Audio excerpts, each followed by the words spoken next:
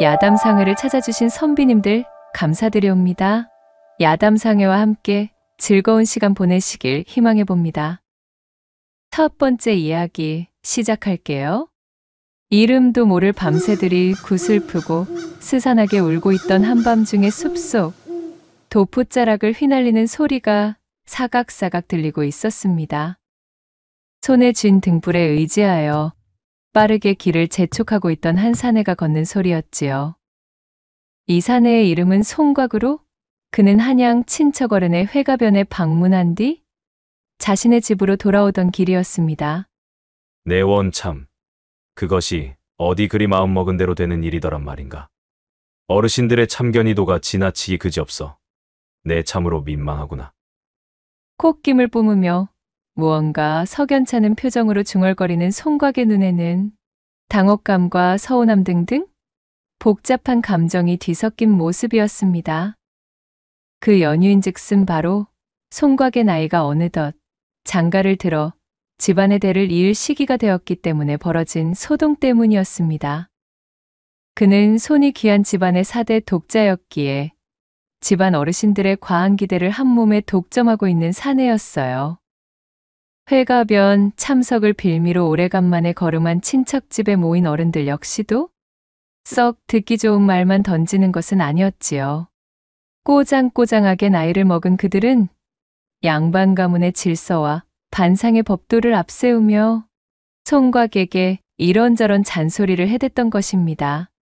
하루빨리 혼담을 펼치고 신부를 맞이하여 장가를 가야 될 것이 아니더냐? 색시라면 그저 적당하게 지와 덕을 쌓은 양반대 교수 중에서 엉덩이가 떡 벌어진 여자를 고르면 되는 것이니라. 한시를 지체하지 않고 부사를 도모하여 가을무 쑥쑥 뽑듯 그렇게 고추 달린 놈을 어서 나 가문의 대를 이어야 하지 않겠느냐?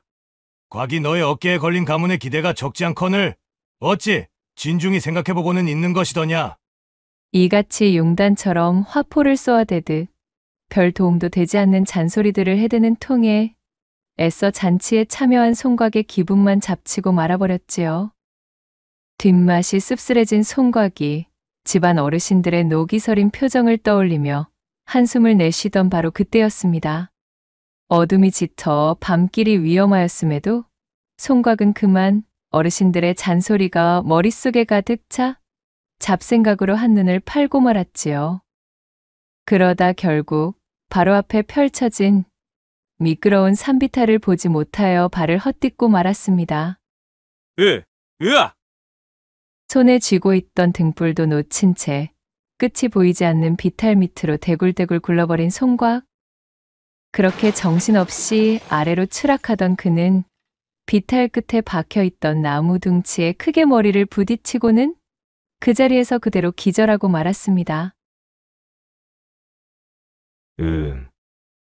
송곽이 고통에 절은 신음을 흘리며 눈을 떴습니다.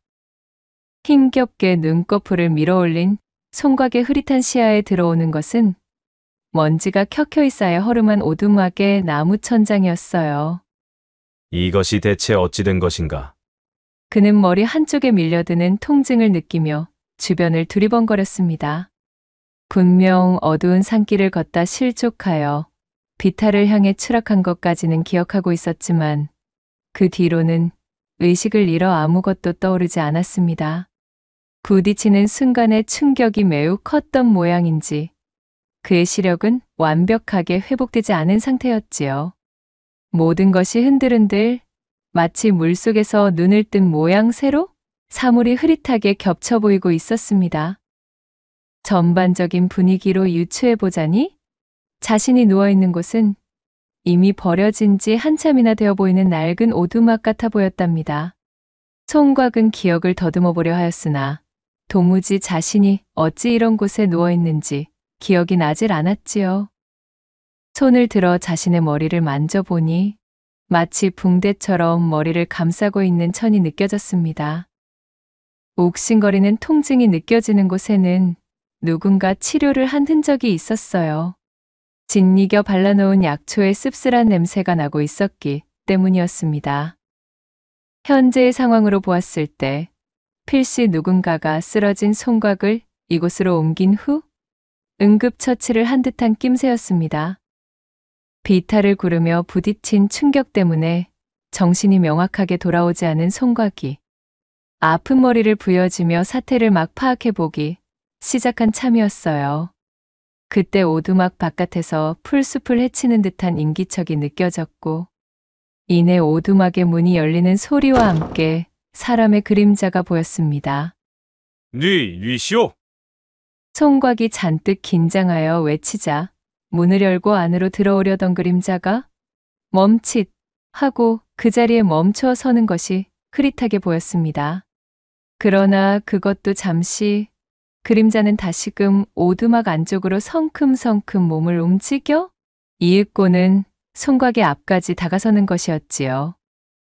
눈앞에 흐릿흐릿 보이는 낯선 사람의 형체에 송곽이 어쩔 줄을 몰라 긴장하고 있는데 문득 그의 코에 은은하고도 매혹적인 향기가 느껴지는 것이었습니다.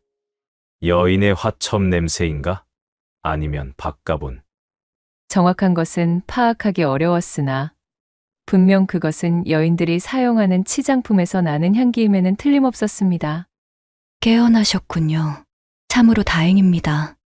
한때는 정말이지 어찌되나 하였습니다. 송곽이 유추한 대로 그림자에서는 여인의 목소리가 흘러나왔습니다. 여기가 어디요? 나는 대체 어찌하여 여기까지? 그리고 당신은 또 누구십니까? 당황한 채로 궁금한 것들을 두서없이 뱉는 송곽의 모습을 바라보며 여인이 희미한 미소와 함께 천천히 대답하였습니다. 이곳은 저희 고을에서 산새를 타고 다니는 업을 가진 사냥꾼이나 약초꾼들 혹은 신만이들이 쉬어가기 위해 만들어둔 작은 오두막입니다. 저는 비탈 아래쪽의 풀숲에서 상처를 입은 채 쓰러져 있던 선비님을 처음 발견한 사람입니다. 야간에 채취할 수 있는 버섯과 약초들을 보러 나온 덕택에 선비님을 발견할 수 있었지요. 본디 선비님을 업고 산을 내려와 의원으로 매셔야 마땅하겠으나 이곳은 인적도 드물고 또한 도움을 빌릴 사내에 손을 빌리려 해도 좋기 15리는 걸어야 하는 곳이지요. 선비님을 발견한 때에 아녀자인 저 혼자는 그러한 도움을 기대할 수 없어 어쩔 수 없이 이곳 오두막으로 매셨사옵니다. 다행히도 상처 자체는 그리 크지 않아 치료를 위해 약초를 발라두었으니 아물기 시작하면 괜찮아지실 것이옵니다. 조곤조곤 모든 상황을 설명해준 여인은 송곽의 손에 주먹밥을 들려주었습니다. 아마도 머리의 통증 때문에 시력이 온전치 않으신 것으로 보입니다. 생전 저희 아비가 의원 노릇을 하던 자였기에 얼추 흉내 정도는 내는 재주를 가지고 있사오니 너무 심려치 않으셔도 되신답니다. 시장하실 텐데 욕이라도 좀 하시옵소서. 그제야 송곽은 잔뜩 긴장하고 있던 어깨에 힘을 풀고 한시름 덜 수가 있었지요. 이거 참으로 고맙소. 그대가 아니었다면 나는 꼼짝없이 밤이슬을 맞고 객사하였거나 아니면 호환을 당해 산군의 먹잇감이 되고 말았을게요. 다시 한번 감사를 드리겠소이다. 내 이 은혜는 반드시 갚고자 함이니 그대의 이름을 알려줄 수 있으시겠소? 송곽의 말에 여인은 희미한 웃음을 띠며 대꾸했지요. 은혜라 할 것도 없사옵니다. 그저 당연히 해야 할 일을 한 것뿐 소녀의 이름 같은 것은 중한 것이 아니지요. 그리고 저 역시도 이곳을 떠나려던 참에 선비님을 발견한 것이므로 굳이 이곳에 다시 오실 필요도 없으십니다. 선비님께서 잠들어 계실 동안 의원에다가는 제가 미리 언지를 해둔 참이오니 얼마 뒤면 의원과 도움을 줄 자들이 이곳에 당도할 것입니다. 선비님께서 무사히 깨어나신 것을 보았으니 저는 이제 그만 돌아가 저희 길을 재촉하도록 하겠습니다. 아니, 이보시오. 그렇다고 이리 통성명도 없이 가버리는 법이 어디에 있소? 거듭된 송곽의 읍소에도 여인은 태도를 굽히지 않았어요. 어딘가 다급해 보이는 여인은 그렇게 인사를 남기고는 몸을 일으켜 세웠습니다. 그녀는 송곽의 만류에도 불구하고 오두막을 벗어났고 송곽은 흐릿한 시야 너머로 보이는 여인의 형체에 손을 뻗으며 그녀를 불러세우다 갑작스럽게 밀려드는 열감과 통증에 그만 다시 눈을 감고 쓰러져 버렸습니다. 이후 그녀가 말한 대로 헐레벌떡 오두막으로 도착한 의원과 사람들의 소란스러운 소리가 들려왔어요. 그들의 도움을 받아 송곽은 무사히 산을 내려올 수 있었고 인가가 들어찬 고을까지 당도할 수 있었습니다. 그곳의 의원에서 나머지 치료를 받고 완쾌한 이후 집까지 돌아갈 여정길에 오를 수 있을 정도의 체력을 회복하게 되었지요. 시력을 회복한 이후 자신을 구한 여인에 대하여 의원을 통해 물어보았지만 의원 역시도 익명의 누군가가 남긴 서신을 보고 선비를 찾은 것일 뿐 자신에게 오두막의 위치를 알려준 사람이 누구인지는 알 수 없다는 말만 되풀이할 뿐이었습니다. 아무리 보아도 겸양을 위해 제 신분을 노출하지 않으려는 심정이었거나 혹은 자신의 정체 그 자체를 알리지 않고 싶어하는 사람으로 보였습니다. 참으로 특이하고도 기이한 인연이로다. 이토록 커다란 은혜를 얻었음에도 그저 가슴 속에만 묻어둬야 하다니. 그 여인이 남겨놓은 이 향취만이 기억에 깊숙이 자리 잡아 떠나가지를 않는구나. 결국 송곽은 아무런 소득 없이 오두막에서 여인이 흘린 향기에 대한 강렬한 기억만을 남긴 채 자신의 고향으로 돌아올 수밖에 없었습니다. 여인에 대한 단서라고는 그저 자신의 머리에 생겨있던 상처를 치료할 때 붕대로 사용한 손수건 뿐이었습니다. 여인의 것으로 보이는 손수건에는 곱게 나비 모양의 자수가 새겨져 있었지요. 그렇게 송곽에게 잊을 수 없는 사건이 일어났던 이후 속절없이 시간이 흘러갔지요. 늘 품에 그날의 손수건을 지니고 다니며 여인에 대한 것을 가슴에 품고 있던 송곽은 더욱 장성한 사내가 되었습니다. 명실상부 훌륭하게 성장한 송곽은 그야말로 근사한 신랑감으로 나무랄 데가 없는 사내가 되어 있었습니다. 이목구비 반듯하고 허우대도 훤칠했으며 또한 머리가 아주 영특하여 진작에 초시에 합격했지요. 내후년쯤엔 한양으로 걸음하여 과거를 볼 예정으로 앞길이 탄탄대로인 사내였습니다. 송곽의 집안은 증조부가 참판까지 한 뼈대 있는 가문이었지만 대대로 청렴하기 짝이 없어 그 살림살이가 넉넉하지 않은 것이 흠이라면 흠이었지요. 일찍이 과거에 몇 번인가 낙방의 맛을 보았던 송곽 아버지는 다른 곳에 한눈을 팔지 않고 그 길로 열심히 농산일에 뛰어들었습니다. 그렇게 농사를 짓고 땀 흘려 일군 먹거리로 생활을 해온 탓에 송곽네 온 식구들은 양반임에도 청빈한 생활에 익숙해져 있었어요. 비단 풍족하게 살지는 못하였으나 그들은 보릿고개에도 다른 집에 가서 아쉬운 소리를 하는 처지는 아니었습니다. 이렇듯 고을에서도 자자할 정도로 우수한 평판을 얻고 있다 보니 송곽이 근사한 사내가 되자 진작부터 그를 점찍어둔 수많은 집안에서 혼담이 거론되고 있었습니다. 송곽은 아직 혼인이나 여인에 대한 욕심은 없었으나 사대 독자인 마당에 자신의 뜻만 고집할 수는 없는 노릇이었던지라 그저 집안 어른들이 이끄는 대로 얌전히 응하고 있었답니다. 1등 신랑감이던 송곽과 혼담을 성사시켜 한몫 단단히 잡아보려던 매파가 문지방이 닳도록 송곽의 집을 들락날락거리고 있었지요. 매파가 송곽의 어미와 그 옆에 앉아있던 송곽에게 찰싹 달라붙어 이런 집안 저런 집안의 교수들을 소개하고 있으려는데 어찌된 영문인지 송곽은 매파가 소개해주는 조건 좋은 여러 집안의 여인들에게 일절 관심을 보이는 기미가 없었더랬지요. 뜨뜻미지근한 송곽의 표정을 본 매파가 이대로는 안 되겠다 여겼는지 목표를 바꿔 송곽의 어미 곁으로 바짝 붙으며 말했습니다. 이댁내 교수로 말씀을 드려보자면 그야말로 인물 훤하지. 또 칠흑 같은 흑단 머리에 아하 그 엉덩짝은 얼마나 푸짐한지? 아들을 열이라도 집안에 안길 상이지 않겠소? 게다가 뭐 집안이 빠지기를 하나? 흠잡을 곳이 있기를 하나? 참으로 이만한 혼처가 또 없다는 거 아니겠소?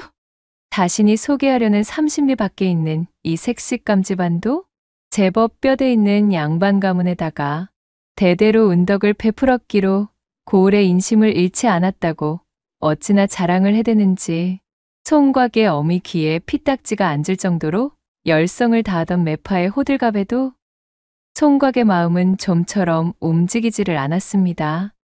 저기, 조금 더 생각을 해보아도 되겠습니까? 아무리 들어도 뭔가 선뜻 내키는 기분이 들지를 않습니다. 아니, 이보시게, 총각. 혼담이 어찌 그 기분만으로 좌지우지되는 가벼운 일이겠수. 그저 혼사라는 것은 집안과 집안끼리 이리 재고 저리 맞추다 보면 일사천리로 흐르기 마련 아니겠수? 그래, 과가. 매파의 말이 맞다. 언제까지 그렇게 혼인 이야기만 나오면 도망치듯이 피하려고만 드는 게냐. 때를 놓치기 전에 얼른 결정을 보아야 되지 않겠느냐. 송곽의 말에 매파와 송곽의 어미가 그를 만류했습니다. 집안과 어른들의 말을 거스를 수 없었던 송곽의 입에서는 탄식만이 나오고 있었지요. 그렇게 옥신각신을 하던 매파가 돌아간 이후 한참의 시간이 지난 저녁 때 송곽은 품 안에 손을 집어넣어 무언가를 꺼내 들었습니다. 그것은 바로 나비 모양의 자수가 새겨진 손수건이었습니다. 바로 일전 자신을 치료해준 여인이 남긴 유일한 단서였지요. 송곽은 손수건에 희미하게 남아있는 향료를 느끼며 눈을 감았습니다. 이름조차 알려주지 않은, 얼굴조차 제대로 보지 못한 여인이었으나 그날 이후로 송곽은 단 한시도 그녀의 목소리를 잊은 적이 없었습니다. 다시 한번 그녀를 볼 수 있는 기회가 있다면 좋으련만. 송곽은 여인에 대한 생각을 떠올릴 때마다 제 가슴이 요동을 치는 것을 막을 수 없었습니다. 집안의 어르신들에게는 차마 언급하지 못하였으나 그는 여인이 자신의 목숨을 구해준 뒤로 얼굴조차 모르는 그녀에게 흠뻑 매료된 뒤였습니다. 매파가 제 아무리 집안 배경이 훌륭하고 나무랄 데 없는 규술합시고 여인들을 소개해 주어도 송곽의 심장에는 이미 나비자수 손수건의 그녀가 꽉 들어차 있어 여타의 틈조차도 내어주지 않는 것이었어요. 매파가 물어오는 각종 혼담에도 시큰둥했던 것 또한 이러한 이유였습니다.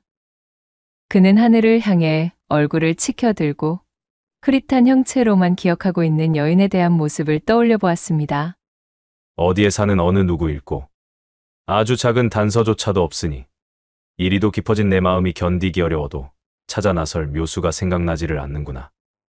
한 번으로 끝나버린 스쳐지난 인연임에도 도통 내 가슴은 식을 줄을 모르니 이 답답함을 어쩌면 좋을까. 송곽은 깊고 깊은 한숨을 내쉬며 제 마음 속에 자리 잡은 여인을 향한 연심을 애써 외면하려 눈을 감고 말았습니다. 그렇게 송곽이 고뇌의 시간을 보내고 있는 바로 그 즈음부터 송곽이 살고 있는 고을에 느닷없는 이상한 소문 하나가 돌기 시작했습니다. 바로 송곽이 살고 있는 고을로 흘러들어온 혈혈단신의 여인에 대한 소문이었지요. 고을 박산 아래 외딴 집에 거처를 튼 이 여인의 이름은 백년으로 당장 200여 가구나 되는 이 동네 남정네들의 입방아에 오르락내리락 하던 중이었습니다. 거 비열을 꽂고 있는 것으로 보건대 필시 혼인한 적이 있는 과부가 아니겠는가 이 말이야. 그렇지 않고서야 어찌하여 여인네 홀로 지내고 있단 말이던가? 어허, 소문도 듣지 못하였나? 듣자 하니 말이야. 그 여인네의 지아비가 바로 그 여인네에 의해서 복상사를 당했다지 뭔가. 엥? 아니 그건 또 누가 그러던가? 내가 듣기로는 건너고을 참판댁의 며느리로 들어갔었다가 초야부터 남편을 잡아먹어 소박을 맞고 쫓겨난 여인이라 하던데. 나원 참, 거 아니라니까 그러네. 이 고을 저 고을로 발길 닿는 박물장수 김가가 비밀이라면서 내게만 일러준 이야기인데 말이세. 고을 사람들의 모임터인 커다란 느티나무 아래에서 장이야 멍이야 기세 좋게 두던 장기판의 열기는 금세 시들해지고 모여있는 사내들의 관심사는 온통 백년에 관한 밑도 끝도 없는 뜬 소문에 쏠려 있었습니다. 그도 그럴 것이 가끔씩 자신의 집 밖으로 나와 그 모습을 보이곤 했던 백년은 옹골차게도 도톰하면서도 붉디 붉은 입술과 슬며시 아래를 향하며 뜨는 눈매엔 조신하면서도 희한한 새끼가 흐르고 있었습니다. 치마끈으로 바싹 졸라맨 허리는 마치 개미의 그것만큼 잘록했고 그 허리에서 아래로 이어지는 곡선 또한 무사내들의 가슴을 호미로 후벼고랑을 낼 만큼 빼어나기 그지없었지요. 허나 그녀는 그 누구와도 말을 섞는 기색을 보이지 않았고 여러 사내들이 백년을 향해 짓궂은 농이나 선물 공세를 퍼부으며 그녀의 환심을 사려 하였으나 번번이 무시와도 같은 퇴짜를 맞고 돌아설 뿐이었습니다. 누구 하나 백년에 대해 제대로 아는 자가 없었으나 몰리는 관심은 폭발할 듯 하였으니 별난 소문들이 꼬리에 꼬리를 무는 것이었지요. 소문이 소문을 잡아먹고 또 풍문이 그 소문을 잡아먹어 어느새인가 백년은 동네 남정네들이 공공으로 노리는 하나의 목표물이 되고 말았습니다.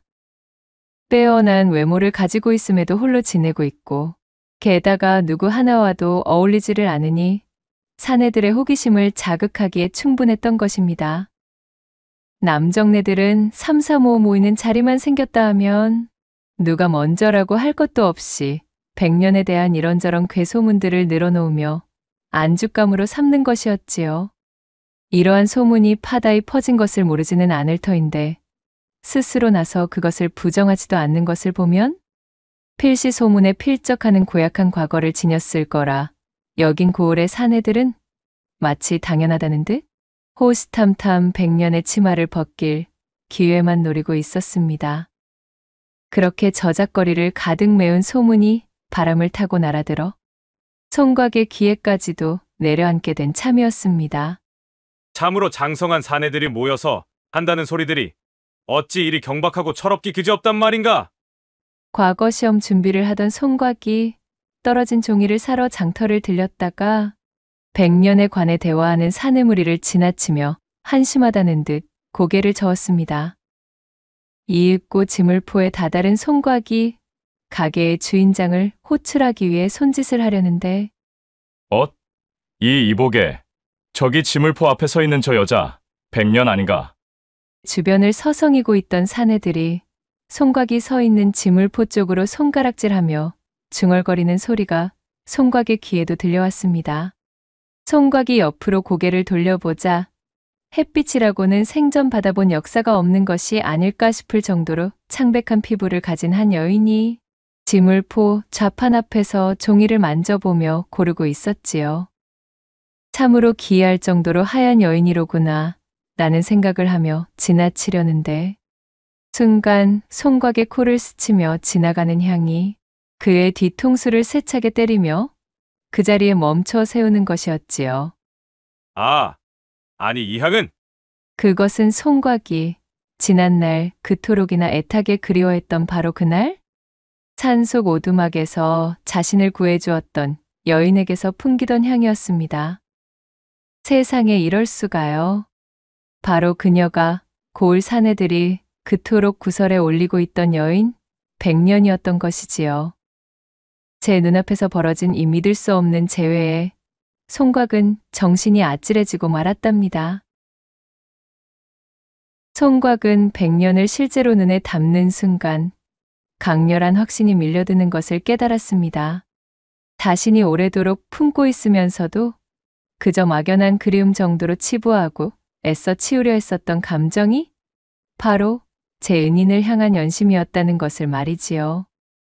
그녀를 확인하자마자 송각의 죽은 것만 같았던 심장이 마치 물레방아를 만난 방아처럼 거세게 뜀박질을 하기 시작했어요. 매파의 입에서 나오는 여인들의 이야기를 들을 때의 자신과는 완벽하게 다른 사람이 된 기분이었습니다. 송각은 자신도 모르게 본래 자신의 성격과는 정반대의 행동을 하고 말았습니다. 저기 이보시오. 실례하오나 뭐 좀 물어보겠소이다. 오겨 일전 어느 산속 오두막에서 머리에 부상을 입은 사내 하나를 구해 치료해 준 적이 있지 않으시오? 이 손수건의 주인 되는 사람이 아니시냔 말이오. 느닷없이 손수건을 내밀며 묻는 송각에 접근해 백년이 잔뜩 겁을 집어먹은 얼굴로 그를 바라보았습니다. 얼마 후 그녀는 멈칫 하고는 고개를 갸웃대더니 이내 뭔가 기억이 났다는 듯 두 눈을 동그랗게 뜨며 꾸벅 인사를 하는 것이었지요. 총각을 기억하고 있는 눈치였습니다. 차, 참으로 이런 우연이 또 있습니까 그래? 내 이곳에서 그대를 다시 만나게 될 줄이야. 생명의 은인이자 남모르게 흠모하고 있던 여인을 다시 만나게 된 것이 뜰 듯이 기뻤던 총각이 활짝 웃음을 지었으나 이내 그녀의 정갈하게 모아묶은 뒷머리에 꽂혀있는 비녀를 발견하고는 가슴이 철렁 내려앉고 말았습니다. 혼인을 하신 몸이셨소이까? 총각이 잔뜩 허탈한 목소리로 물었지만 이상하게도 백년은 아까부터 희미한 미소만 지을 뿐 총각의 말에 단 한 번도 육성으로 대답하지 않고 있었습니다. 이를 의아하게 여긴 총각이 다시금 그녀에게 말을 건네려는 찰나 주변에서 백년과 총각을 바라보며 웅성거리는 사내들의 눈총이 거세지고 있었지요. 그때였습니다. 이를 의식한 백년이 마치 벼락을 맞은 사람 마냥 화들짝 놀라더니 총각에게 꾸벅 인사를 하고는 도망치듯 지물포에서 빠져나가기 시작했습니다. 한동안 멍하니 그녀의 뒷모습만 바라보던 총각은 이내 큰 결심을 한 듯 입술을 깨물고는 불이 나게 그녀의 뒤를 쫓아갔지요. 어떻게 다시 만난 인연이고 그토록 재회만을 염원하던 사람인데 이렇게 허무하게 놓칠 수는 없었습니다. 그렇게 열심히 백년의 뒤를 쫓아 그녀의 집까지 당도한 총각은 아쉬운 마음으로 그녀를 붙잡아 세우게 되었습니다. 난처한 표정이 되어 어쩔 줄 몰라 하는 백년에게 자신을 구해준 그날 이후로 단 한시도 그녀를 잊은 적이 없음을 고하고는 그녀가 남겼던 손수건의 나비자수를 보이며 말을 이었습니다. 일이 따라 나선 것을 용서해 주시오. 그저 이렇게 죽기 전 다시 그대를 만날 수 있었음에 감사를 하고 싶었소이다. 헌데 어찌하여 이 마을에 그것도 이리 혼자 지내고 계신 게요. 비녀를 꽂고 있음으로 보건대 지아비가 있는 몸인 듯하나 그 어디에도 사내의 흔적이 보이지를 않는구려. 백년은 슬픈 눈으로 조용히 총각을 바라보았습니다. 비록 자신의 시력이 온전치 않을 때 눈에 담았던 그녀였으나 지금의 느낌과는 분명 다른 사람이었지요. 그녀의 몸은 뭔가 엄청난 두려움에 사로잡혀 사시나무 떨리듯 바들바들 떨리고 있었습니다. 그리고는 이내 방 안으로 들어가더니 종이와 붓 그리고 벼루를 꺼내오는 것이었어요. 백년은 무릎을 꿇고 조신하게 앉아 한참이나 말없이 먹을 갈았습니다. 이윽고는 붓을 들어 종이에 글자를 적어내려갔지요. 긴 정막 속에서 가녀린 동작으로 먹을 머금은 붓을 움직여 글을 적어내려간 백년이 그것을 총각에게 내밀었고 총각은 종이에 쓰여진 글자들을 천천히 읽기 시작했습니다. 그것은 백년이 지난날 자신의 사연을 쭉 나열한 글이었어요. 일전 백년이 산에 올랐다가 쓰러진 총각을 발견하고 그를 오두막으로 옮겨 구해주었던 그 시기 홀어머니를 모시고 살던 백년에게는 그를 짝사랑하는 덕달이라는 이름의 한 사내가 있었습니다. 숫기가 없고 어딘가 음침하였던 이 덕달은 백년에게 제 마음을 표현하거나 호감을 나타낸 적이 없었지요. 그저 하루 종일 백년의 꽁무니를 쫓아다니며 먼 발치에서 그녀를 훔쳐보는 것으로 제 감정을 채우기 일쑤였던 어딘가 이상한 사내였습니다. 그날도 백년을 따라 한참이나 그 뒤를 쫓아다니며 그녀의 일거수일투족을 지켜보고 있던 중이었지요. 그러다 그녀가 웬 외간 사내를 부축하여 오두막으로 들어가는 모습을 보게 되었고 그간 저울로 백년에게 연심을 품고 있었던 덕달은 말도 안 되는 질투심을 느끼며 마치 자신의 연인인 백년이 다른 사내와 정을 통한 것 같은 기분을 느끼게 되었습니다. 용서할 수 없구먼. 감히 나를 두고 그 엉덩짝을 가벼이 놀려 다른 사내와 정을 통했단 말인감? 그리하여 덕달은 그 이후로 백년에 대한 좋지 않은 소문을 퍼뜨리기 시작하였습니다. 탁백이 서너 대 값만 쥐어주면 치마를 벗는다는 둥, 이불 속 기교가 어찌나 시원하던지 거쳐간 사내가 좋기 일백은 된다는 둥. 그야말로 헛소문이 따로 없었으나 그녀의 빼어난 외모와는 어울리지 않았던 이 난잡한 풍문은 하나의 유흥거리가 되어 사람들의 입방아를 타고 점점 퍼져나가기 시작했습니다. 소문을 접한 자, 그 소문을 실어나르는 자 모두에게 사실관계는 중요하지 않았어요. 사람들은 그저 고을 내 최고의 미인이었던 이 백년에 대한 추잡한 이야기들이 자신들의 호기심과 재미를 충족시켜주는 것에만 집중할 뿐이었습니다. 처음에는 백년을 모르는 사람들 위주로 퍼지던 소문은 이윽고는 백년과 가까웠던 지인들마저도 헛소문에 좌우되어 그녀를 의심하고 멀리하기 시작했지요. 덕달에게서 시작된 뜬 소문은 그 덩치를 더욱 키워나갔습니다. 고을 사내들은 마치 그간 쳐다도 보지 못하던 백년이라는 여인에 대해 경쟁이라도 하듯 사실은 자신과도 하룻밤을 보낸 가벼운 여자였다 라는 기조의 거짓말을 하며 으스대기 시작했습니다. 어둠을 잘라먹고 커진 악이 가득한 소문의 종국에는 백년은 재수가 옴붙은 여인이라 그녀와 밤새도록 합판을 하고 나면 다리가 부러져 부목을 대고 드러눕게 된다는 둥, 백년과 정을 통했다가 외양간에 원인 모를 불이 나 외양간을 말끔히 태우고 소는 몽땅 도망가게 되었다는 둥, 입에서 입으로 전해진 괴소문이 온 동네에 파다하게 퍼졌지요.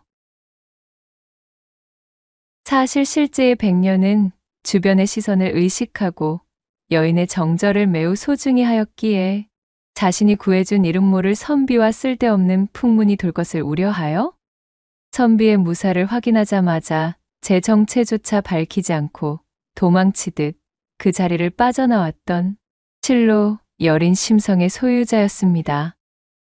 허나 사실이 그러하여도 확인되지 않은 소문이 기정사실인양 모두에게 퍼져나간 뒤로는 모든 것이 지옥 그 자체였습니다. 덕달에 뒤틀린 질투에 의해 백년은 어느새 상상을 초월하는 난잡한 여인이자 악재를 몰고 오는 불운의 여인으로 낙인이 찍혀버린 것이었습니다. 결국 이 소문이 퍼질 대로 퍼져 온 동네 남정네들이 파리떼처럼 몰려들어 백년을 노리게 되었고, 게다가 그녀는 제 고을에서 당연히 그러한 대접을 하여도 되는 존재인 양 모두가 묵인하고 용인하고 눈을 감아버리는 것이었어요. 이에 충격을 받은 백년의 홀어머니마저도 그만 시름시름 앓다 세상을 등지고 말았습니다. 홀어머니의 묘에 엎드려 3일 밤낮을 목 놓아 슬피 울던 백년은 마지막 날 다 쉬어버린 목소리로 마치 토해내듯 울음을 삼켰고, 어미를 잃은 충격과 사람들에 대한 두려움이 더해져 그만 목소리를 잃어버리고 말았지요. 이후로 도망치듯 제 고을을 떠난 백년은 어느 날 꿈속에서 돌아가신 자신의 어머니가 나타나 그녀에게 알려준 한 고을의 이름을 기억하게 되었습니다. 아무런 연고도 없이 그저 꿈속에서 자신의 어머니가 알려주었다는 이유로 넘어와 자리를 잡은 고을이 바로 송곽의 고향인 곳이었지요.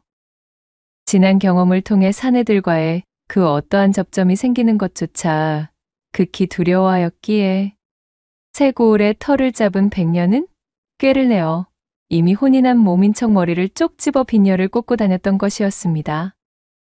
그런 지옥을 겨우 헤쳐나왔음에도 불구하고 이 고을에 들어서자마자 또다시 뜬 소문, 헛소문에 시달리게 된 것이지요.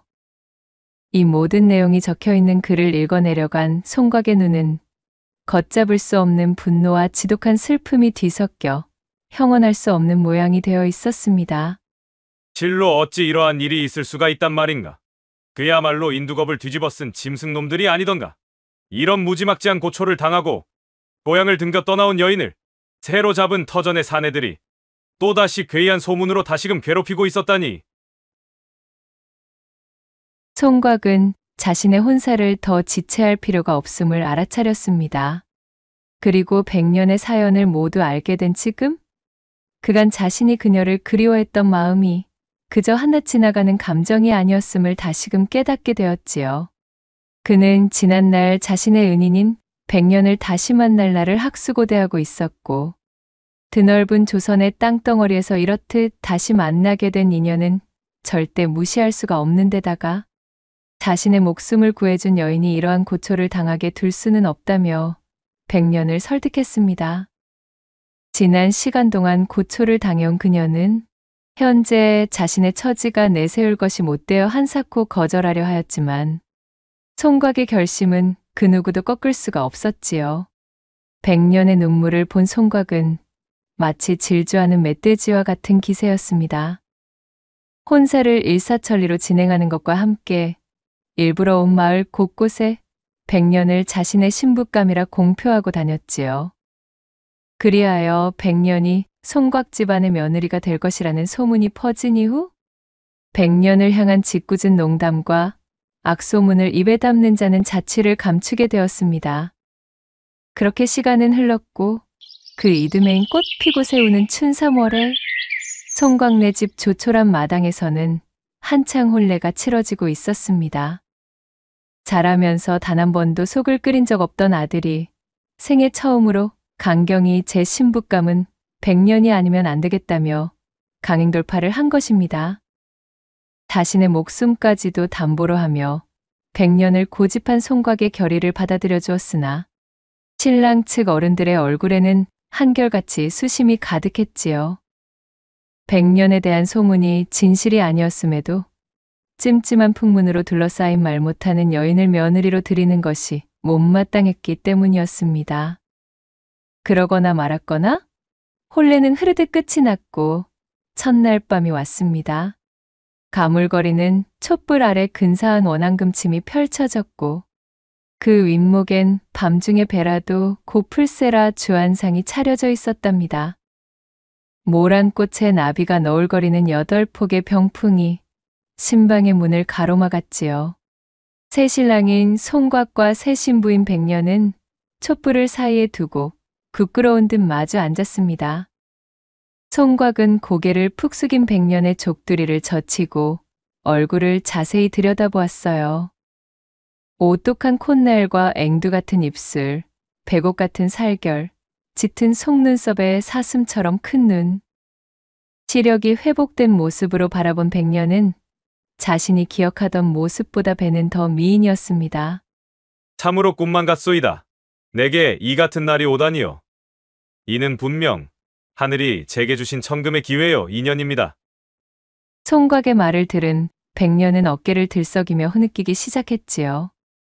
그는 따스하게 100년을 품에 안아주었고 100년은 말없이 그의 품에 안겼습니다. 이윽고 신방의 촛불이 꺼졌고 그렇게 두 사람은 우여곡절과 다사다난한 소동들을 거쳐 진정한 부부가 되는 의식을 치르며 사랑을 나누었습니다. 이날 이후 송곽은 과거 급제만을 목표하며 살았습니다. 100년은 그녀를 못마땅히 여기는 시집의 따가운 눈총을 받으면서도 인상 한번 찡그리는 법 없이 살림을 돌보며 송곽을 지극히 내조하였습니다. 그녀의 손은 야무지기로 명성이 자자하여 길쌈이든 김맥이든 배짝이든 100년의 손에 한번 넘어가면 그 결과물이 틀림이 없었기에 고을 사람들 모두가 그녀의 솜씨를 높이사 일감이 끊이지를 않았습니다. 두 사람이 혼례를 올린 그 이듬해에 100년은 드디어 떡두꺼비 같은 아들을 낳았습니다. 손귀한 송곽네 집안에서는 그야말로 경사가 났습니다.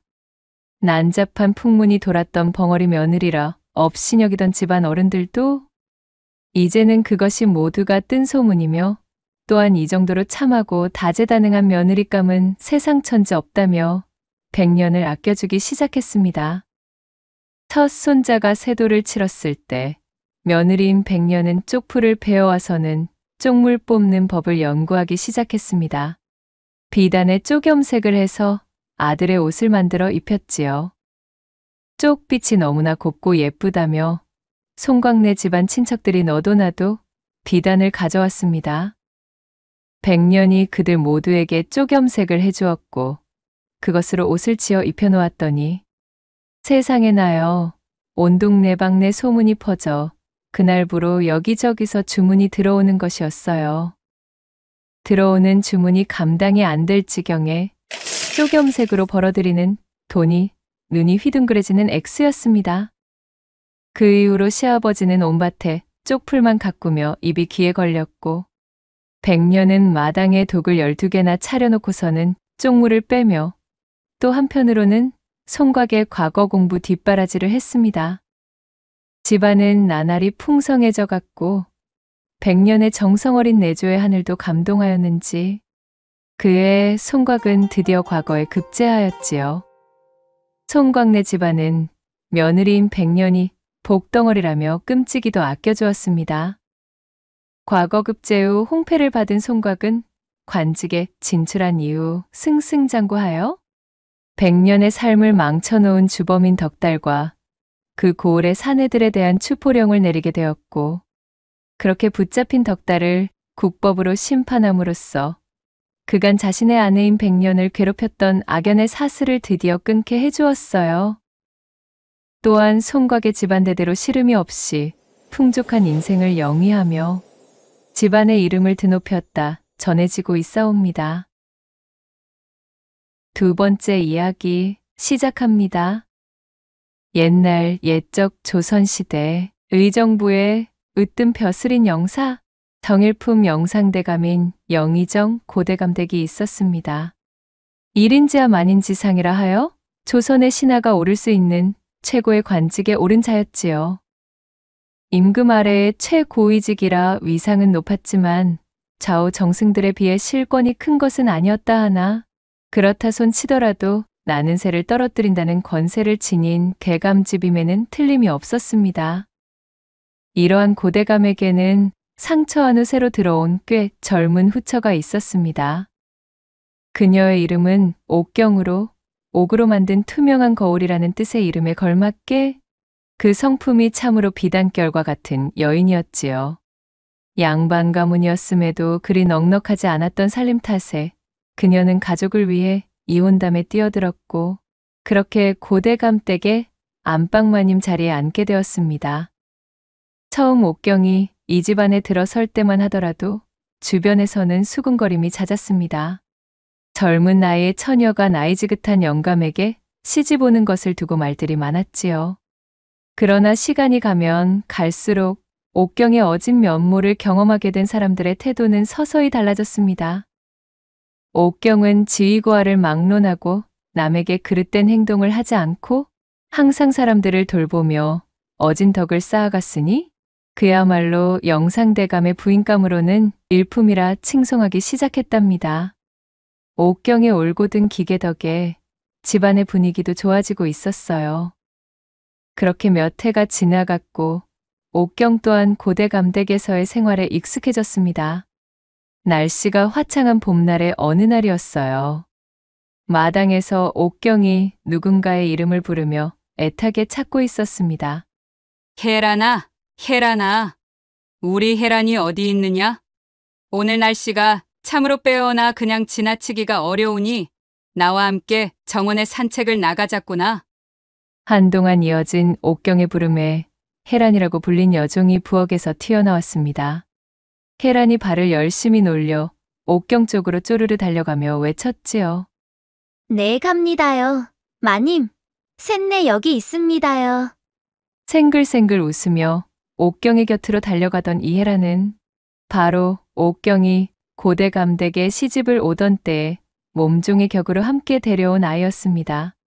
자신의 본가에서 함께했으며 또한 유일했던 하녀였지요. 혜란이라는 이름 또한 옥경이 친히 지어준 이름으로 난초처럼 고귀하고 향기로운 여인으로 그 이름을 빌려 행복하게 살라는 취지로 지어준 이름이었답니다. 이렇듯 어여쁜 이름까지 친히 지어주었던 혜란은 옥경이 아주 어려서부터 함께 지내왔기에 옥경에게는 참으로 가까운 사이였습니다. 주종관계, 양반과 천민의 관계를 벗어나 옥경이 마음 깊이 의지하며 기댈 수 있는 존재라 하여도 과언이 아니었어요. 옥경의 주변에서는 청껏에게 너무 마음을 주지 말라 타이르기도 했지만 옥경은 그런 소리 따위는 한 귀로 흘려버리곤 했습니다. 예전 옥경의 가세가 혜란을 거두기 힘들 정도로 기울었을 때였어요. 옥경이 혜란의 두 손을 거머쥐고는 눈물을 흘리며 말했지요. 혜란아, 이제 너도 그만 우리 집의 추박에서 벗어나 다른 곳으로 가렴. 너는 손도 야무지고 영특한 데다 부침성도 좋으니 어디든 섭섭치 않은 대접을 받을 게다. 우리 집은 이제 희망이 없으니 너는 가서 음식이라도 배불리 줄 수 있는 곳으로 들어가렴. 옥경은 혜란을 형편이 넉넉한 곳으로 보내주려 하였지만 혜란은 한사코 거절하며 대답했지요. 셋네에게는 제 이름 지어준 주인이 엄연히 있는데 그것이 무슨 말씀이셔요, 아씨? 저 떼어놓을 생각이랑 마셔요. 저는 아씨 아닌 사람이면 모시지 않을 것이구만요. 이리하여 두 사람은 서로를 얼싸안고 한바탕 울음을 터뜨렸고 그렇게 합심하여 모진 기근을 버텨오던 사이였습니다. 돈독하지 않을 수가 없었던 지난날을 추억하며 옥경이 혜란에게 말했습니다. 혜란아, 어째 너는 이곳으로 온 뒤로 미모가 날이 갈수록 물이 오르는구나. 춘기가 한창 때인 나이인데 시집은 가고 싶지 않느냐? 너도 나를 보살피느라 좋은 시절 허송세월로 보내지 말고 어서 좋은 배필을 만나 시집을 가면 좋을 텐데 말이다. 그러자 혜란이 피식 웃으며 대꾸했지요. 어이구, 마님, 그것이 무슨 소리셔요. 저는 안방마님 곁에서 마님 보필하는 재미 빼면 세상 천지 즐거운 일이 없구만요. 사내 놈들이랑 시시덕거리는 것이 뭐가 좋답디까요. 이렇듯 저를 아껴주시는 마님에 비하면 그것들은 세 발의 피도 안 되는 것이지요. 거기다 미모라 하심은 우리 안방마님 같은 분께 쓰는 말이지 저 같은 천출이 가당키나 하답니까요. 혜란은 천출의 신부님에도 불구하고 처세가 바르고 총명하기가 남다른 데다 옥경을 모시는 것 또한 극진하였습니다. 연고도 없는 고대감댁으로 넘어와 사람들의 따가운 눈총을 받아야 했을 때도 혜란은 늘 옥경의 곁에서 그녀를 보필하며 마음의 위안이 되어 주었고 그 덕에 오늘까지도 옥경은 혜란을 늘 곁에 두며 끼고 살다시피 하였습니다. 그렇게 옥경과 혜란이 대궐의 안뜰로 나와 즐거운 한때를 보내며 이야기꽃을 피우고 있을 때였습니다. 멀찍이서 이러한 두 사람의 모습을 음흉하게 훑으며 안광을 뿜던 자가 있었으니 바로 옥경의 남편인 고대감이었습니다. 지긋한 나이에도 여색을 탐하는 기질을 도무지 버리지 못해 상처한 이후로 젊디 젊은 옥경을 후처로 들여놓은 지 몇 해 지나지도 않았으나 매일이 청춘처럼 불끈거리던 고대감에게는 만족이라는 것이 없었습니다. 고대감은 자신의 부인 곁에서 깨르르 웃으며 한껏 오른 춘기를 무럭무럭 뽐내는 혜란의 뒷모습을 뚫어져라 바라보았지요. 고대감의 엉큼한 눈매에 욕심이 뚝뚝 흘렀고 이내 늑대가 먹잇감을 노리듯 입맛을 잔뜩 다셨습니다. 여인의 품이란 어찌 이리도 가질수록 끝없이 가지고만 싶은 것인지 어쩌면 영의정의 자리에 오른 지금에 있어서는 권력욕보다도 더욱 욕심이 나는 것이었습니다. 그는 사실 옥경이 자신에게 시집을 오던 그 첫날부터 옥경과 함께 그녀의 곁에 있던 혜란을 눈여겨보고 있었습니다. 혜란의 미모가 출중하지 않았다면 제 부인이 될 옥경의 몸종으로 혜란을 데려오는 것을 허락하지 않았을 터였지요. 혜란 저것의 미모가 전출이라고는 느끼지 않을 정도로 가히 경성지미로구나. 내 옥경 저 여인을 취하면 따라서 들어올 전연 또한 취할 수가 있기에 양수겸장으로 둔수여건을 내 눈이 틀리지가 않았구만 그래.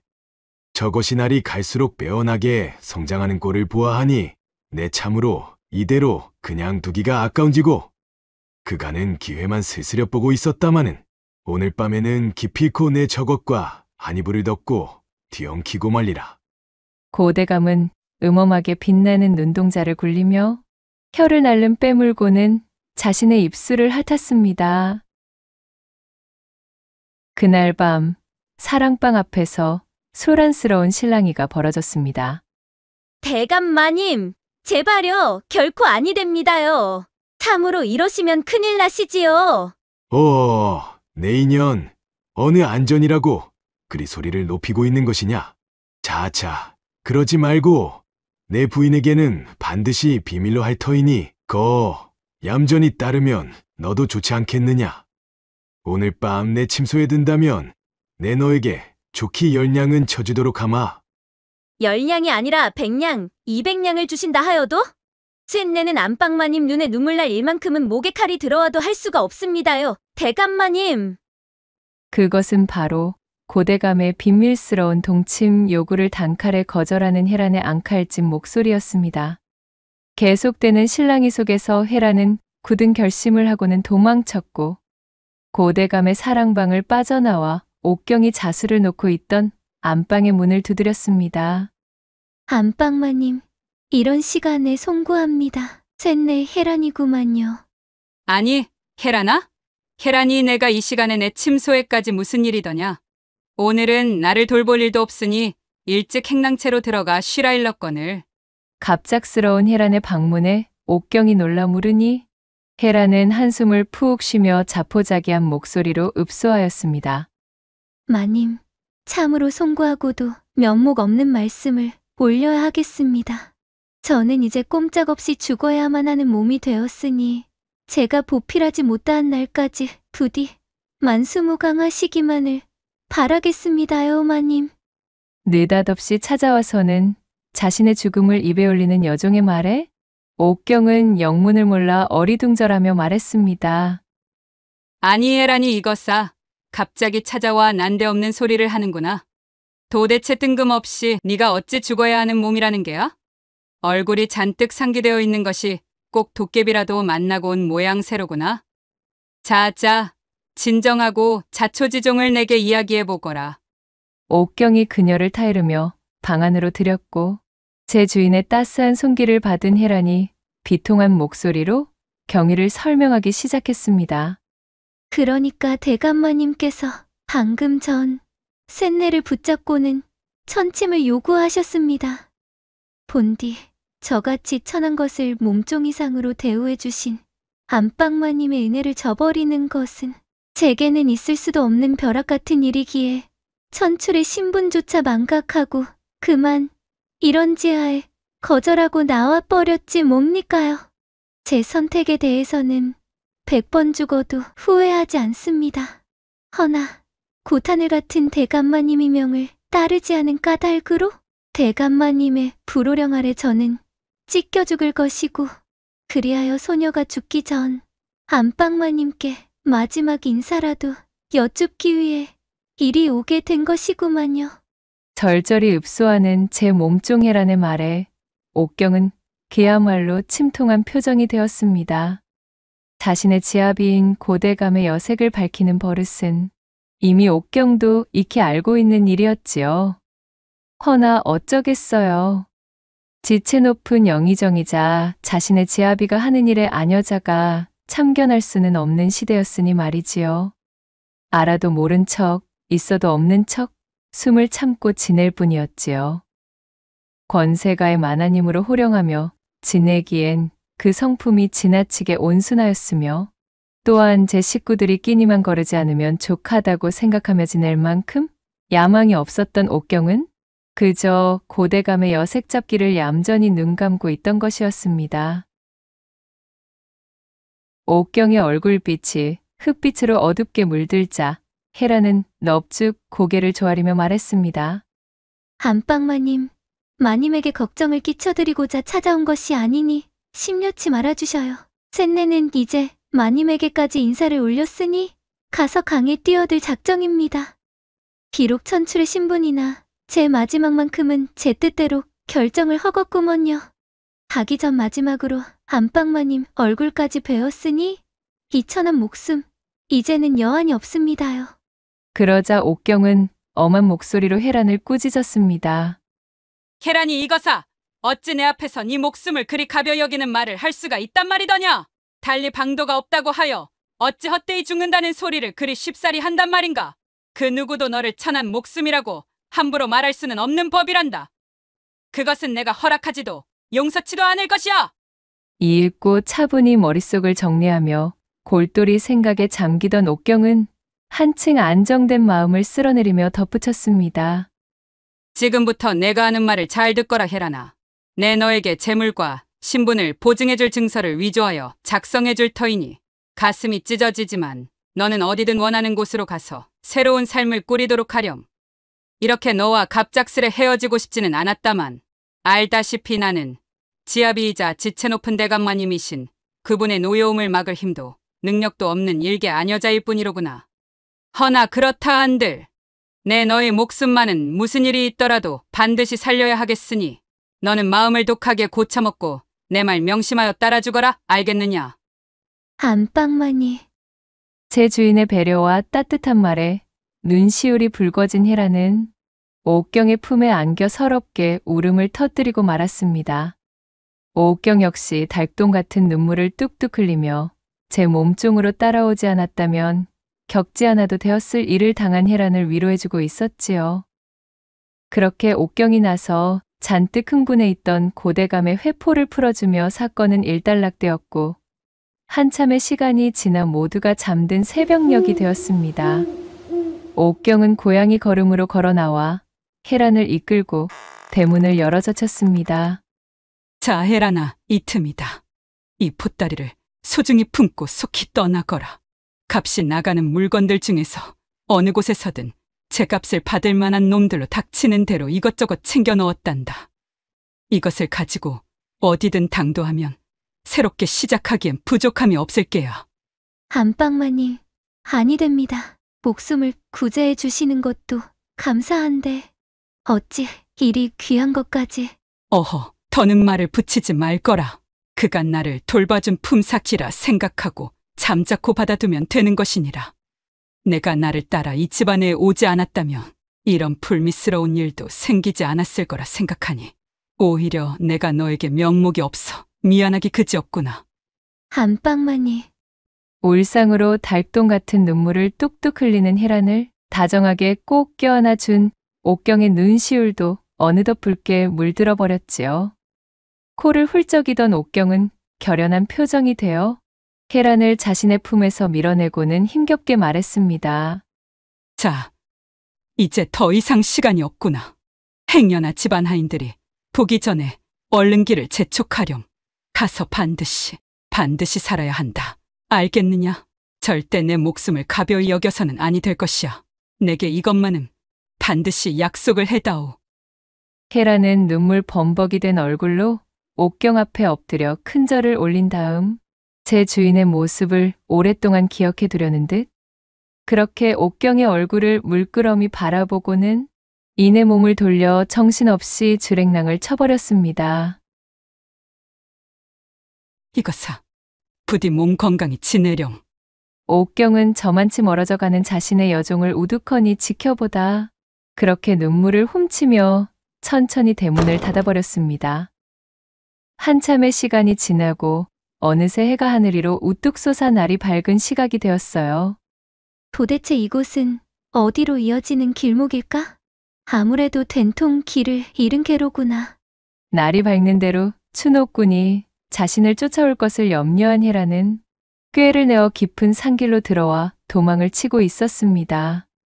허나 집안에서만 오래 생활한 가녀린 여종이 누구의 도움도 없이 홀로 넘기에는 호락호락한 산세가 아니었지요.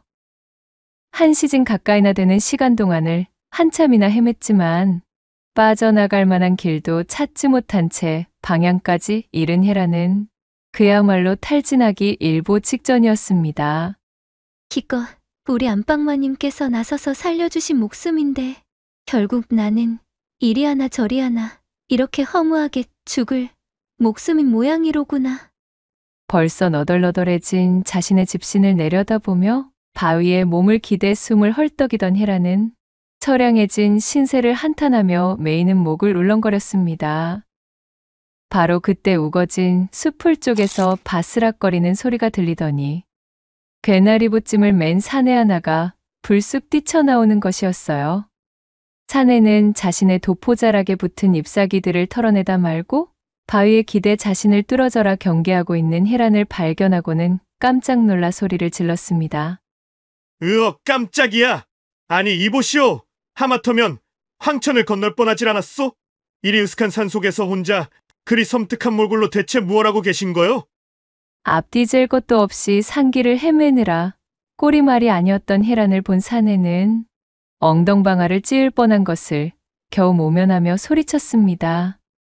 이제 혜란에게는 이판사판이라는 생각뿐이었기에 비록 허름하다고는 하지만 도포자락에 갓을 쓴 사내의 차림새를 보고도 얘를 갖출 생각이 없었습니다. 혜란은 그러한 사내의 호들갑 따위는 신경 쓸 기력조차 남지 않았다는 목소리로 차분히 입을 열어 대꾸하는 것이었지요. 조용히 좀 해주시오. 내 원통한 일을 당하여 죽음을 각오하고 주랭랑을 놓은 마당에 길을 잃고 지쳐 일이 된 것이니 나는 신경 쓰지 말고 어서 댁에 갈 길이나 재촉하시기를 바라겠구먼요. 제 옷소매로 눈물을 꾹꾹 눌러 훔치며 혜란이 말했습니다. 사내는 혜란의 몰골을 자세히 훑기 시작했지요. 흙먼지와 낙엽들을 잔뜩 뒤집어 쓰긴 하였으나 본디 까다로운 고대감이 눈독을 들인 만큼 한창 춘기가 바싹 올라 있던 혜란의 미모를 가릴 수는 없었으니 사내는 혜란에게 기묘한 감정이 생기는 것이었습니다. 내 그쪽이 무슨 사연인지는 도무지 모르겠으나 보아하니 아직 새파랗게 젊어 앞길이 창창한 청춘 같은데 제 목숨을 그리 하찮게 여겨서야 어디 쓰겠소? 자 보시오. 나 역시 똑같이 길을 잃은 처지나 이리도 열심히 손발을 놀려서는 이렇듯 살 길을 찾고 있지 않겠소. 다른 이들 같았다면 이 험난한 산세에 질려 벌써 포기하였겠으나 나는 다르다 이 말이오. 그러니 이런 곳에서도 당신 같은 미인을 이리 떡 하고 만나게 되는 건 아니겠냔 말이오. 사내가 혜란의 기분과 경계심을 풀기 위해 농이 섞인 말을 건네었으나 하필 혜란은 능글맞은 칭찬에 겸양이나 나눌 기분이 아니었지요. 결국 잔뜩 성이 난 목소리로 사내를 향해 쏘아붙였습니다. 에이, 참으로 귀찮겠시리. 괜한 추파 집어치우시오. 사내들의 그런 걸떡거림은 내 아주 신물이 날 지경입니다. 천출에 어울리지 않는 외모 덕분으로 이리 죽음을 각오하고 도망치는 꼬락선이가 되었는데 그런 가벼운 놈의 퍽이나 기분 좋아 시시덕대기라도 할 줄 아셨소? 짜증 섞인 투로 대답하는 혜란의 말에 사내는 그만 너털웃음을 터뜨리고 말았습니다. 성을 내는 모습이 마치 도토리를 빼앗긴 다람쥐의 모양새와 닮아 매우 야무지면서도 귀여웠기에 사내의 마음에 쏙 들어버린 참이었지요. 어이구, 거 무섭게 소리는 지르고 그러시오. 쫓기고 있다던 사람 어디 가셨나? 아무튼 사정이 그러하다면 갑작스럽겠지만 나를 따라 나서지 않으시겠소? 초면에 낯선 사내를 경계할 법하여 내 심히 염려는 되는 바이다만 아무튼 이곳을 벗어나 멀리 가야 하는 사정이라면 아무래도 내가 그쪽에 힘이 될 수 있을 것도 같구려. 사내의 밑도 끝도 없는 당당한 말에 혜란은 그제야 그의 행색을 자세히 살펴보기 시작했지요. 사내는 장난기 가득한 얼굴을 하고 있었으나 그 눈동자에서 뿜어져 나오는 호기만은 제법 심지가 굳고 튼튼해 보였습니다. 게다가 죽음을 불사한 자신의 처지에 펼쳐진 이러한 우연적인 만남은 어쩐지 하늘에서 내려준 인연일 수도 있겠다는 생각에 혜란은 될 대로 되라는 마음이 들기 시작했습니다. 그녀는 옥경이 내어준 보따리를 소중히 품에 갈무리하고는 만일 사내가 이 보따리를 노리고 빼앗으려는 낌새라도 보일라 치면 어차피 이렇게 버려지나 저렇게 버려지나 마찬가지인 하찮은 천출의 목숨, 이것을 지켜내다 죽어도 괜찮겠다 싶어져 사내의 제안에 고개를 끄덕였습니다. 내 어차피 미래가 보이지 않는 처지라 당신의 제안을 승낙하겠소만 괴팍한 마음을 품고서 내게 허튼 짓이라도 하려 든다면 가만두지 않겠어요. 그땐 내 길동무로 당신을 끌고 동교진할 것이니 그리 알아두시오. 어차피 죽음을 각오한 바 나는 잃을 것이 없다는 것을 유념하십시오. 사내는 눈빛을 빛내며 엄포를 놓는 혜란의 앙칼진 모습에 더욱 그녀가 마음에 들어버렸습니다. 곰 앞에서도 도토리를 지키려는 다람쥐의 모습이 떠오른 사내는 새어나오려는 웃음을 힘겹게 참으며 헤란을 안심시키고는 말했습니다. 어이구, 무섭기도 하여라. 그런 걱정은 붙들어 매셔도 좋소이다. 지금부터 함께 지내보면 알게 되겠지만 나는 생각보다 퍽 괜찮을 사람일 것이오. 내 그 점만은 보장하리다. 헤란은 유들유들 대답하는 사내를 째려보며 그렇게 그의 인도를 따라 산길 속으로 자취를 감추었습니다. 그로부터 장장 5년이라는 세월이 지났습니다. 산들거리는 바람이 불던 어느 가을날, 삼경을 넘은 사경이 가까워진 시각이었지요. 계란이, 이 녀석은 지금쯤 잘 지내고 있을까? 꿋꿋하게 아무 탈 없이 행복하게 살고 있으면 좋으련만. 일이 벌어진 그날 이후 줄곧 도망친 헤란의 걱정에 잠을 이루지 못하던 옥경은 그날도 어김없이 잠을 설쳐가며 헤란을 그리워하던 차였습니다. 그렇게 한참이나 뒤척거리던 옥경이 까무룩 선잠에 빠져들었어요. 그런데 그때 칠흑 같은 어둠이 깔린 옥경의 대궐에 월담하여 침입한 분주한 그림자 하나가 움직이는 것이었습니다. 건장한 사내의 형상을 하고 있는 그림자는 날쌔고 익숙한 몸놀림으로 옥경이 자고 있던 안방을 찾아내었지요. 그림자는 자신의 기척을 지우고 조심스럽게 방 안에 들어섰습니다. 곤히 잠에 빠져있던 옥경이 채 눈을 뜰 새도 없이 들이닥쳐 그녀의 수족을 단번에 제압하고는 제갈까지 물려버렸지요. 눈 깜짝할 사이에 벌어진 일에 옥경이 겁에 질려 덜덜 떨고 있으려니 사내는 준비한 자루에 옥경을 우겨넣으며 말했어요. 미친 소리 같겠지만 나를 좀 믿어주시오. 지금 소리를 내면 우리는 몽땅 다 죽은 목숨입니다. 비록 지금은 경황이 없어 놀라시겠으나 고초를 겪을 일은 없으니 부디 안심하십시오. 사색이 되어 벌벌 떨던 옥경은 사내의 말에 얌전히 응할 수밖에 없었습니다. 그렇게 자루를 뒤집어 쓴 옥경을 어깨에 둘러맨 사내는 신출귀몰한 움직임으로 너무도 손쉽게 고대감댁 마나님을 보쌈하고는 단박에 어둠 속으로 사라져버리는 것이었습니다. 그리고 시간이 얼마나 지났을까요? 도대체 이곳은 어디란 말인가? 간밤 나를 데려온 사내는 내가 영상대감의 아내임을 알고는 있는 것인지 엄청난 일을 저질렀다는 사실을 깨닫고 있어야 할 터인데. 어느 낯선 가옥에 당도하여 자루 속에서 나올 수 있게 된 옥경이 겁에 잔뜩 질려 주변을 둘러보며 속으로 생각했습니다. 한참을 긴장하며 있으려는데 그런 옥경의 앞에 너무나도 친숙한 여인 하나가 모습을 드러내는 것이었어요. 안방마님? 아니, 이게 무슨... 너는 혜란이 아니냐? 마님, 참으로 송구하옵니다요. 이렇게밖에 모실 수 없었던 것을 부디 용서해 주셔요. 이것이 어찌된 일인가요? 옥경 앞에 모습을 드러낸 사람은 바로 5년 전 옥경이 도망치게 도와준 자신의 여종 혜란이었습니다.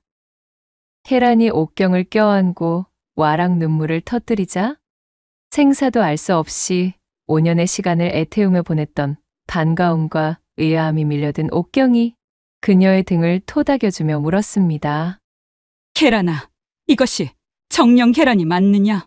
참으로 이리 반가울 때가 있던 말이더냐? 옥경은 있는 힘껏 혜란을 안아주며 기쁨에 젖은 음성으로 그녀를 반겨주었지요. 이윽고 고개를 든 옥경이 차분한 목소리로 말했습니다. 하지만 지금의 상황이 매우 혼란하기만 하구나. 나를 잡아온 사내는 누구며 또한 너는 어찌하여 그자와 함께 있는 것이냐? 게다가 그간 어디서 무엇하며 지낸 것인지 내 참으로 궁금한 일 투성이로구나. 그러자 헤라는 울음을 그치고 옥경에게 자세한 내막을 알려주기 시작했지요. 5년 전의 그날 우연히 인연이 되어 헤란이 산속에서 만나 따라 나선 사내는 사실명을 받아 암행을 다니던 임금 직속산하기관의 관리 박혁이었습니다. 박혁은 그간 뛰어난 실적과 올곧은 충심을 인정받아 임금의 총애를 받던 자였지요. 헤라는 그렇게 우연히 만나게 된 박혁과 함께 그 지역을 벗어나 그날부터 박혁의 암행 활동을 따라다니며 숨어 지내게 된 것이었습니다. 처음에는 박혁을 경계하던 혜란이었지만 점차 혜란은 박혁을 보좌하며 그가 면밀히 임무를 수행할 수 있도록 도와주기 시작했어요.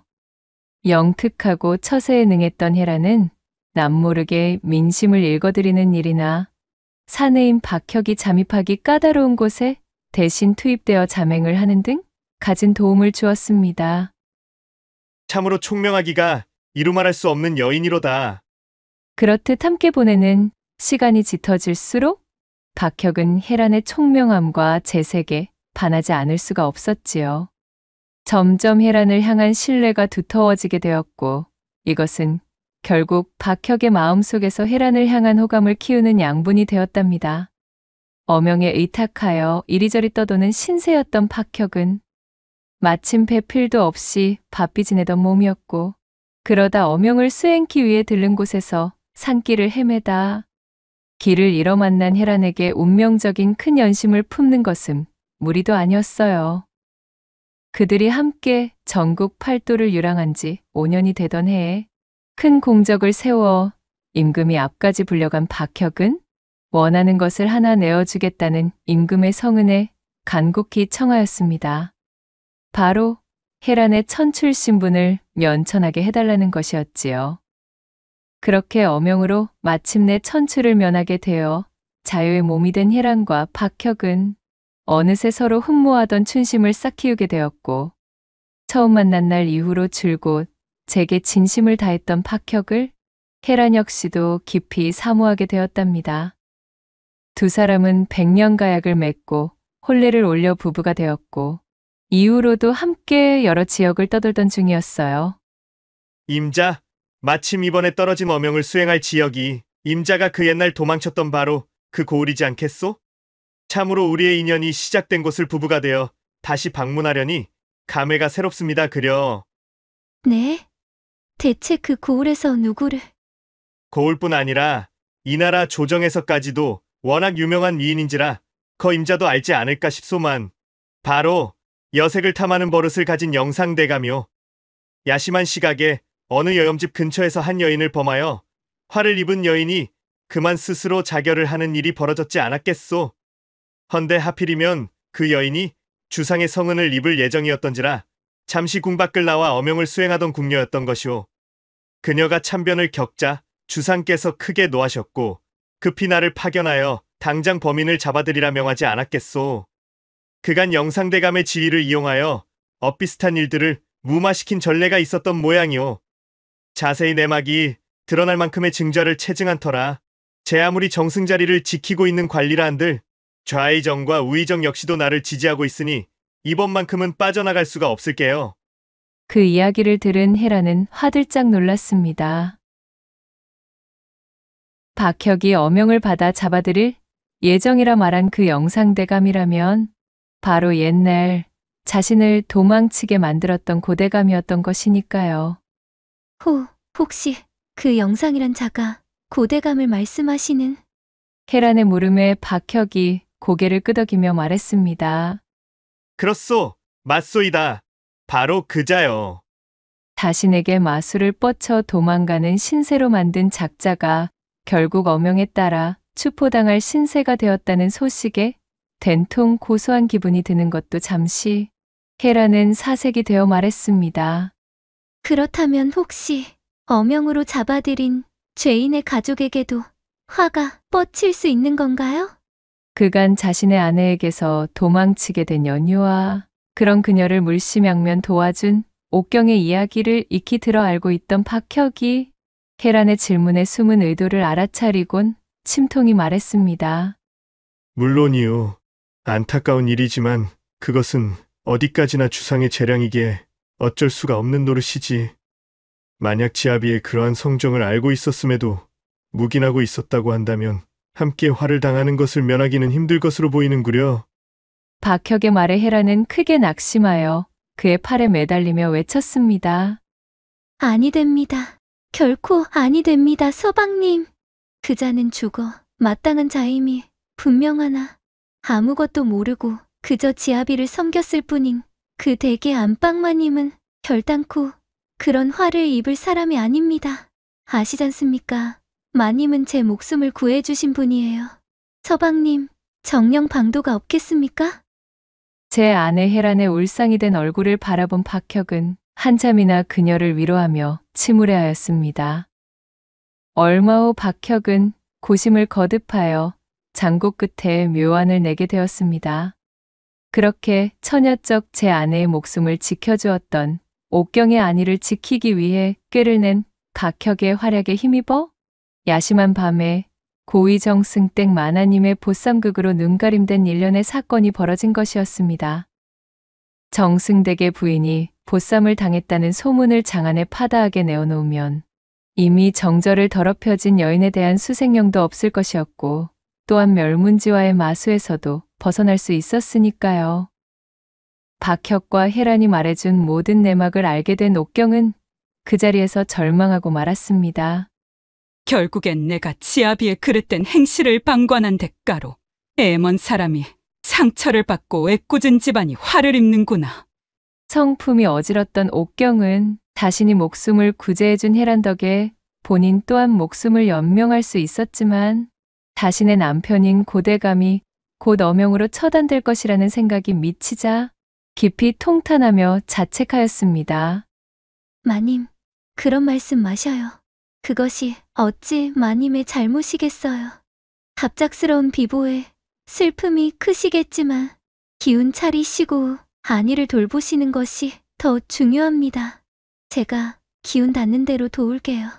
자신이 심어놓은 덕과 얻은 일, 다시 말해 제 여종 혜란의 목숨을 구해주기 위하여 동분서주하고 그녀를 도와준 과거가 없었다면 어명으로 떨어진 고대감 식솔의 멸문지와에 섞여 옥경 역시 변고를 당했을 터였습니다. 혜란은 그러한 연유로 자신에게 먼저 선의를 보여준 마님을 이제는 자신이 매실 차례라며 옥경의 두 손을 거머쥐었습니다. 이리하여 혜란은 졸지에 오갈 데가 없어진 옥경을 성심껏 보살펴 주었고 박혁 역시도 신분의 고하를 막론하고 자신의 아내를 극진히 돌봐준 옥경을 처형처럼 받들어 모시며 세 사람은 오래도록 그 연을 소중히 하여 무탈한 삶을 보낼 수 있었다는 후문이 옵니다. 낭독해드린 이야기가 우리 마님들과 선비님들 마음에 드셨다면 구독과 좋아요, 댓글로 야담상회를 응원해 주셔요.